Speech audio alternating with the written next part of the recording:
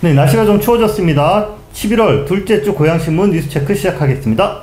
이번 주 고양신문 헤드라인입니다. 킨텍스가 앵커 호텔을 직접 짓겠다라고 선언했습니다. 카지노 유치까지도 검토 중입니다. 고양시 재정자립도가 갈수록 하락하고 있습니다. 인천 2호선 고양 연장, 검단 노선과 한꺼번에 추진하기로 했습니다. 고양시청 신청사, 국제설계 공모에 201개 팀이 경합을 벌이고 있습니다. 설계작은 12월에 발표합니다. 김포시가 추가 한강다리를 경기도에 건의했습니다. 수도권 외곽순환도로 노우지 분기점에 추가 램프를 만들자라는 제안이 나왔습니다. 원당 4구역 인근이 국토부 주민제한 공모사업에 선정됐습니다. 탄현에는 수영장, 그리고 백석동에는 다목적 체육시설이 새로 생깁니다.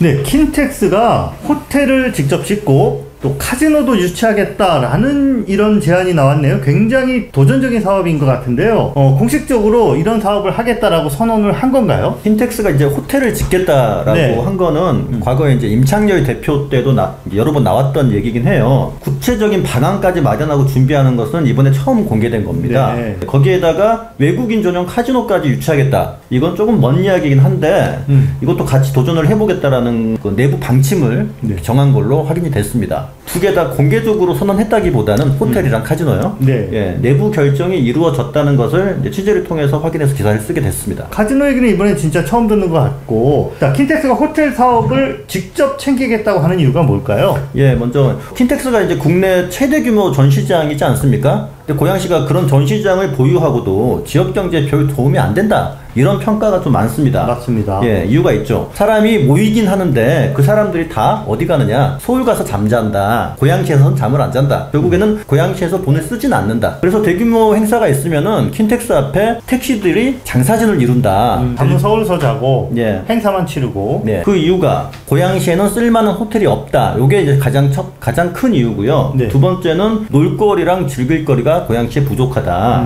뭐 서울이랑 경쟁이 안 되죠, 사실 고양시가. 네.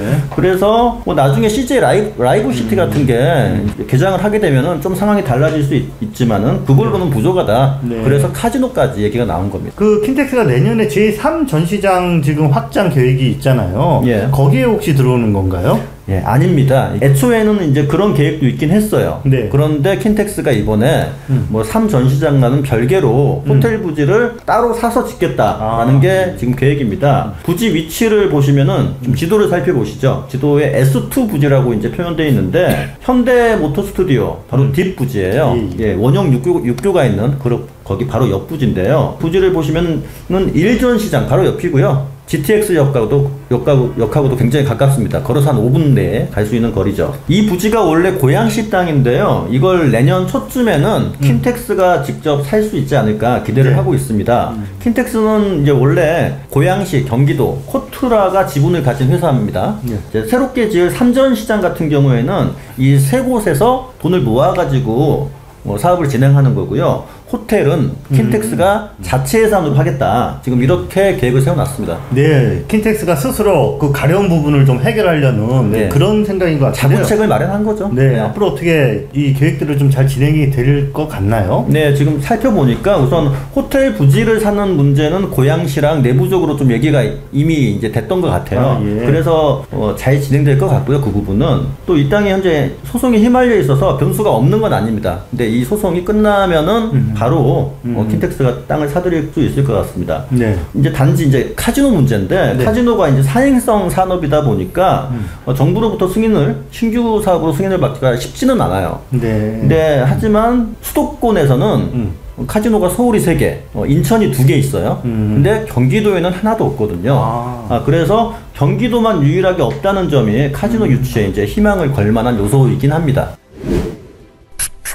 네, 이번 주 고양신문 3면에는 언저번에도 한번 짚어드린 적이 있는데 고양시 재정 자립도 하락 문제를 조금 더 깊이 있게 이렇게 좀 다뤄보았습니다. 아시다시피 재정 자립도라는 것은 지자체가 1년 동안 쓰는 돈 중에서 스스로 벌어들인 돈이 과연 얼마나 되느냐 요거를 퍼센트로 이렇게 나타내는 지표인데요. 고양시의 2021년 재정자립도는 34.7%. 그러니까 쉽게 말해서 고양 시민들에게 걷어들인 세금으로는 고양시 살림의 3분의 1밖에 못한다. 이제 이렇게 나왔습니다. 네, 근데 과거 수출을 보니까 지금보다는 좀 더 양호했더라고요. 네, 맞습니다. 7년 전 재정자립도를 한번 살펴봤더니요, 47.85%. 그때는 그러니까 한 절반 정도 자치예산으로 썼고 경기도에서 재정자립도가 6위였습니다. 네. 그런데 올해는 12위로 6계단이나 떨어졌습니다. 네, 6계단 떨어졌는데 네네. 이렇게 재정 자립도가 점점 떨어지는 것으로 나타나면서 중앙 정부에 대한 의존도는 점점 늘어날 것이고요. 네네. 그만큼 지방 분권에 역행하는 것 아니냐, 이 우려가 나올 수밖에 없죠. 네, 그렇습니다. 재정 자립도가 이렇게 떨어지는 이유, 가장 근본적인 이유는 전에도 말씀드린 것처럼 세금을 많이 내는 큰 기업이 없다. 고양시가 법인 지방소득세는 성남의 3분의 1 수준밖에 지금 안 거치는 걸로 그렇게 조사됐습니다. 네, 그래도 이제 향후에 고양시가 재정 자립도가 높아질 것이다.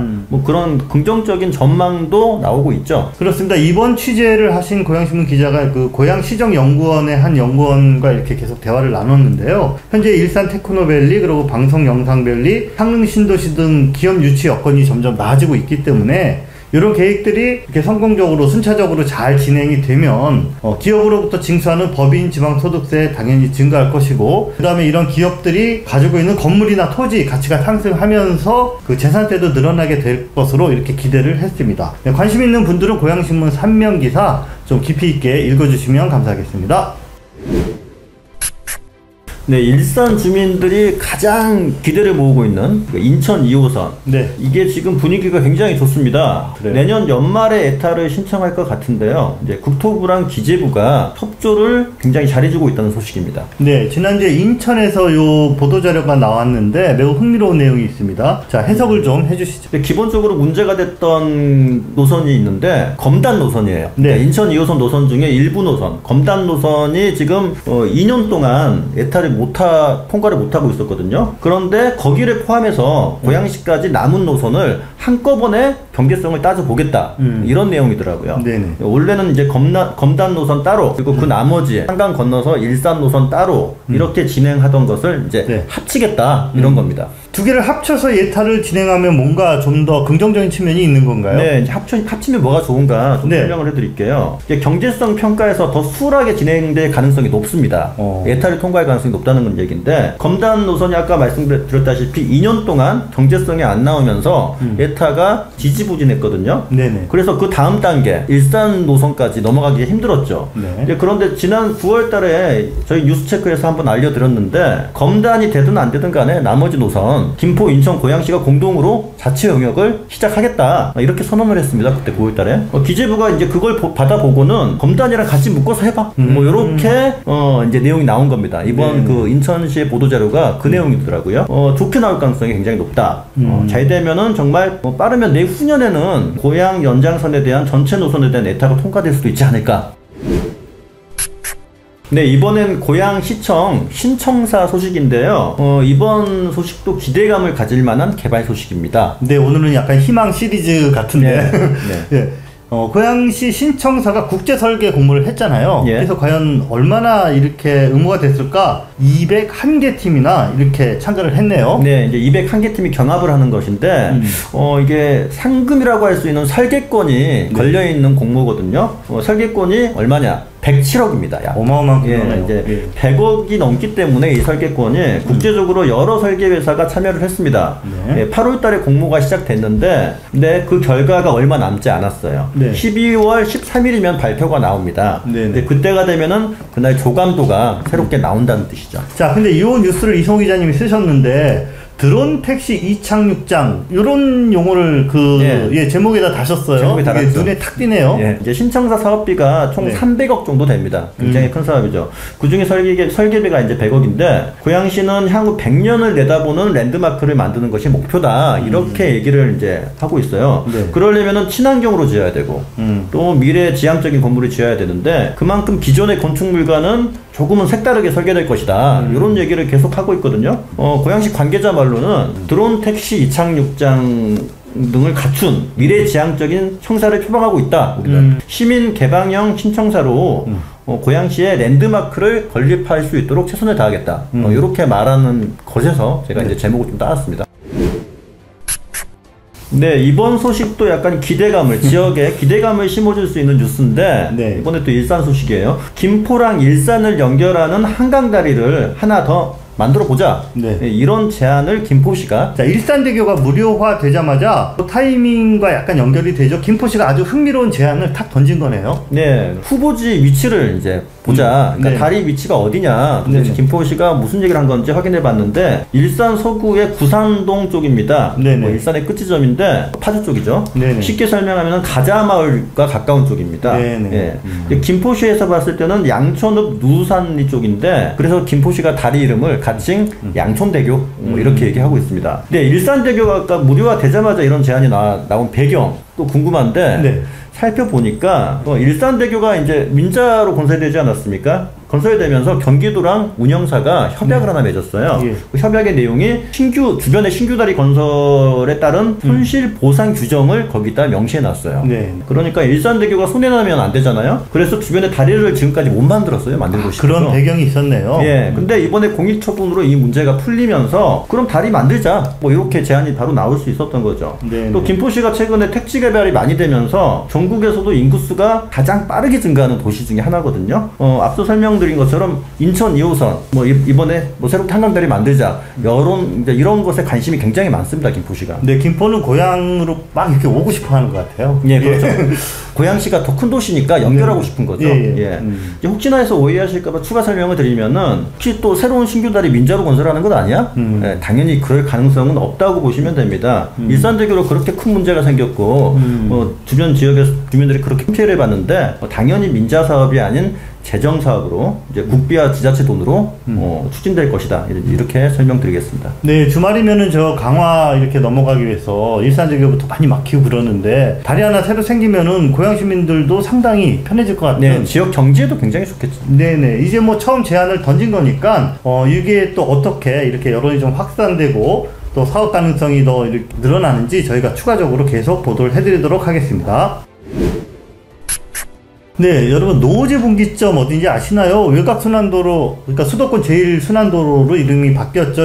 여기로 이제 출퇴근하시는 분들은 항상 뭐 지나다니실 텐데, 우리 김포대교 건너서 김포 그 톨게이트 지나서 예. 인천공항 가는 그 길이랑 교차되는 거기가 노오지 분기점이거든요. 근데 거기에 새로운 램프를 더 추가 설치하자라는 주장이 제기가 됐습니다. 요 노오지 분기점부터 김포 톨게이트 그리고 일산 IC 요 구간은 출퇴근 시간에 상습 정체 구역이라서 램프가 설치되면은 교통이 좀 분산되기 때문에 통과 시간이 한 10분에서 20분 정도 단축될 것으로 그렇게 예상을 하고 있습니다. 그렇다면 진작에 좀 램프를 만들었으면 좋았을 뻔했네요. 글쎄 말입니다. 그런데 문제가 뭐냐면 요 지점이 인천, 그리고 부천시, 김포시, 강서구, 서울 예. 이렇게 4개 지자체가 여기서 다 만나는 예. 이 경계가 애매한 지점이에요. 아, 그렇게 내소간이 아니다 보니까 예, 예. 각자가. 네, 그리고 또 인천공항 고속도로는 요금 민자도로고, 예. 그 다음에 수도권 제1순환 고속도로는 그 도로공사가 관할을 하고 있잖아요. 그러다 예. 보니까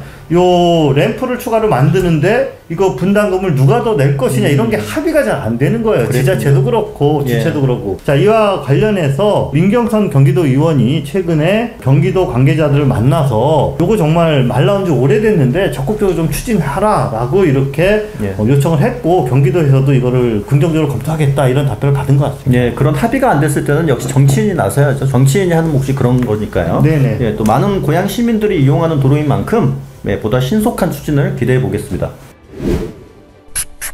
네, 한 달 전쯤인가요? 국토교통부가 추진하는 도심 공공주택 복합사업 민간 제한 통합 공모, 주민들이 직접 공공정비를 우리 이렇게 좀 해주세요라고 제안하는 이 사업에 고양시에서 무려 지역이나 신청을 했다라는 소식 저희가 전해드렸던 거 기억하시나요? 자, 드디어 심사 결과가 나왔습니다. 네, 삼성역 역세권 거기가 네. 이제 가장 핫플레이스였어요 그때. 네네. 예, 세 곳이나 한꺼번에 신청을 했거든요 거기가. 근데 결과가 그때 될 것처럼 저희가 좀 얘기를 했었는데 네. 됐나요? 아, 삼성부터 말씀을 드리면 예. 세 곳 다 떨어졌습니다. 예, 그리고 이번에 7곳 중에서 고양시에서 딱 한 곳이 이제 선정이 됐는데 바로 원당 4구역 주변이 그 여러 가지 그것도 이렇게 종류가 있거든요. 근데 그 중에서 소규모 정비 사업 분야에서 최종 후보지로 이렇게 선정이 됐습니다. 네. 근데 삼성이 좀 기대를 모았는데 네. 안 된 이유가 정말 궁금해요. 네, 그 뭐 정확히 확인할 수는 없는데 들리는 말에 의하면 세 곳 중에 어느 한 곳만 선정했을 때 나머지 두 곳의 반발이 너무 심할 것으로 예상이 되기 때문에 에이 골치 아파 그러고 셋 다 떨어뜨렸다. 아, 자기네들끼리 싸울 것 같아서 안 했다. 뭐 이런 얘기가 들리더라고요. 궁색한 변명 같은데 네네. 아무튼 뭐 이번에 원당 4구역이 또 소규모 정비 사업에 선정이 됐으니까 이 사업에 대해서 좀 설명을 해주시죠. 네, 요 소규모 정비 사업이라는 것은 어느 한 지역을 한꺼번에 싹 밀어버리고 다시 짓는 게 아니라 신축 건물도 있고 노후 건물도 있고 이렇게 섞여 있으니까 이런 저층 주거 지역을 좀 체계적으로 집마다 특성에 맞게 이렇게 좀 설계를 하는 게 이 소규모 정비 사업의 목적입니다. 그러니까 다시 말해서 수용 후에 전면 철거 방식이 아니라 용적률을 좀 상향시켜주고 또는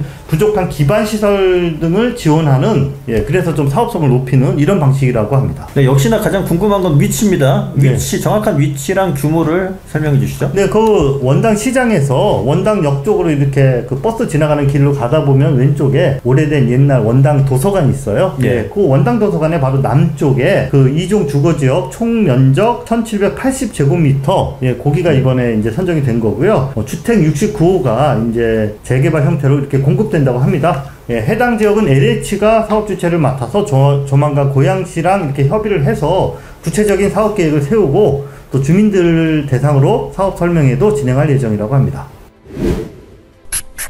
자, 이번에는 우리 생활 주변에 체육시설 새로 생기는 소식입니다. 일산 서구 탄현동 그리고 일산 동구 백석동에 고양시가 총 224억 원의 사업비를 들여서 공공체육시설을 건설할 예정이다 라고 밝혔습니다. 둘 중에 이제 규모가 큰 것부터 좀 살펴볼게요. 탄현동이 더 크거든요. 탄현동 위치는요, 탄현동 행정복지센터 바로 옆에 공영 주차장 부지가 굉장히 큰 게 있습니다. 네. 그 부지를 이용해서 사업비 164억 원을 들여서 지상 4층, 지하 2층 규모로 만드는 공사고요. 네네. 거기에 특징이 수영장이 포함되어 있어요. 네. 수영장 요즘에 굉장히 이제 수요가 굉장히 늘고 있는데, 그쪽 주민들 굉장히 좋아하실 것 같고, 뭐 헬스장, 추가로 뭐 여러 편의시설들이 들어올 것 같습니다. 다음에 백석동 살펴보겠습니다. 백석동은 뭐 규모는 좀 전에 말씀하신 탄현동의 한 절반이라고 보시면 되고, 그리고 백석동에는 이미 2010년도에 수영장을 포함한 그런 체육센터가 이미 건립이 되어 있습니다. 그렇기 때문에 이번에 생기는 거는 실내 농구장으로 이렇게 사용이 가능한 다목적 체육관이 들어서게 됩니다. 위치가 어디냐면은 그 백석 배드민턴 경기장 주차장 부지, 거기 지금 그 정해사라는 그런 도심 사찰이 있거든요. 바로 그 옆입니다. 두 개 다 2024년에 완공될 예정이라고 합니다. 네, 올가을 단풍이 지난주가 절정이었던 것 같습니다.